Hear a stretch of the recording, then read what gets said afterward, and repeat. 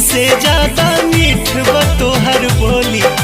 जब तू हंस के ताके लुहियरा पे चले गोली। रोज सवेरे किसिया मोर पुरवैया के सवारे। भगवान बड़ी फुर्सत से तोहरा के